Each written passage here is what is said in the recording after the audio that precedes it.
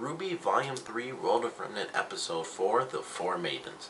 Now, of course, the first thing I have to mention is that the only really bad thing about this episode showing up this week is the fact that it, of course, takes away from the main story of the series. And I hadn't even thought about it, because they're doing pretty much the same thing they did with the last volume, and it's typically 3 episodes, and then we get a World of Remnant, and then we get 3 more episodes. But I hadn't been thinking about that, and like I typed in the R in the URL. I was like, I hope it's not a World of Remnant episode because I really want to see what happens in this next episode. Like that, this is going to be 3 amazing episodes that I just cannot wait to see. But this was, as usual, a good World of Remnant episode. I was kind of surprised that it was about the Four Maidens because this is probably the first time we've ever gotten a World of Remnant episode about something that personally I felt was actually explained in great freaking detail in the series. When Pyrrha was introduced to it, we got the whole introduction as well. It was like this, legend, or, this story that people are told as children comes from a real story. It's these 4 girls, they go to this old guy, they help him out. I think the story was slightly different, actually, in this World of Remnant episode, because I don't remember them saying, they probably, didn't go into full detail, though. So I don't believe in the episode they didn't do it where one girl showed up at a time.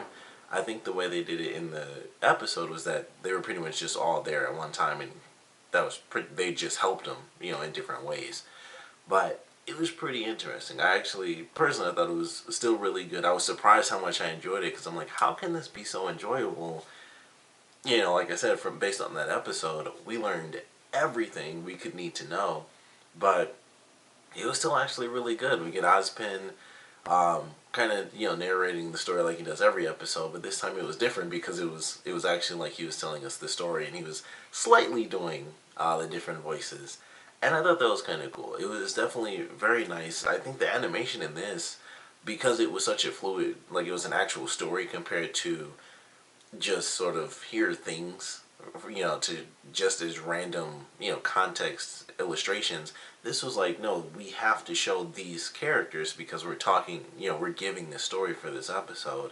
So I think the animation for this one was actually much higher than the other World of Remnant episodes. We got like full designs for all of the 4 maidens.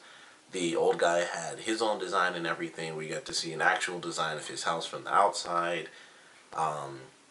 I think it was with Spring. They have, the animation of the plants and stuff growing and her fixing up the fence and stuff like that. And I thought it was really cool because we don't get that type of stuff in the other World of Remnant episodes, because they just use silhouettes of the actual main characters.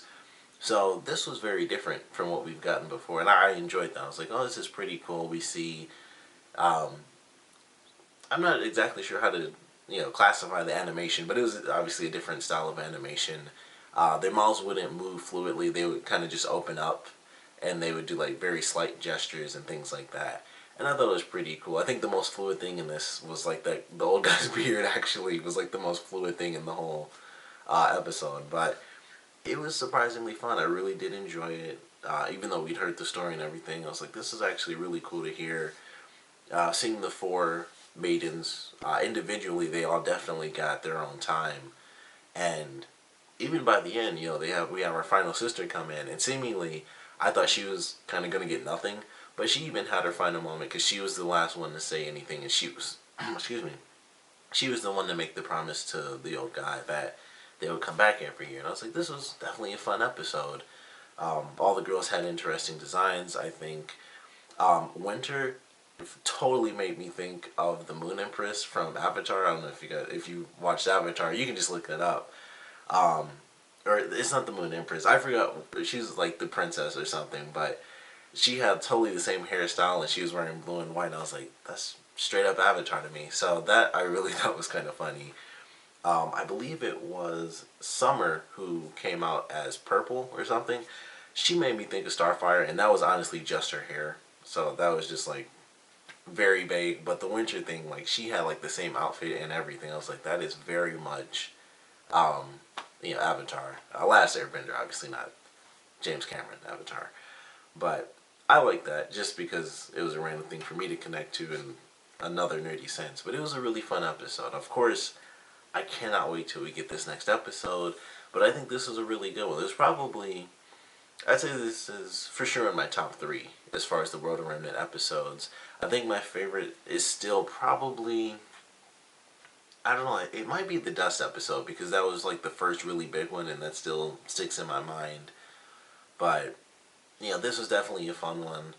I was surprised how much I did enjoy it, like I said, because I thought we got everything we could have possibly gotten out of it. And I guess we did, outside of the fact that the old guy was actually a wizard. I don't believe they said that story. I think, once again, I think this is one of the little differences. In the episode, I thought they were already the four maidens. I thought they had powers and everything, and that was just their personalities, and they just were helping this random guy. And I thought it was the same thing when I saw this episode. And there was one point where they called, Osmond says that the old guy was a wizard, and I was like, because I think that was the first time I noticed he said wizard, or it may have been the first time he said it. And I was like, is he like actually a wizard, or are they just calling him that because he's an old guy? And then at the very end, he gave all of them, all the girls different powers. And I was like, okay, I thought they already had superpowers. They just, were helping the guy out.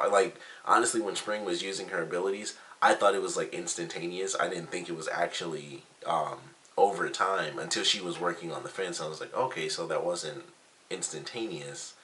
Or maybe she just can't instantly make a fence, pop up like she can with nature, because seemingly that was like her power. So I was kind of wondering throughout the episode, like maybe they don't need to use their powers, they can just, do certain things.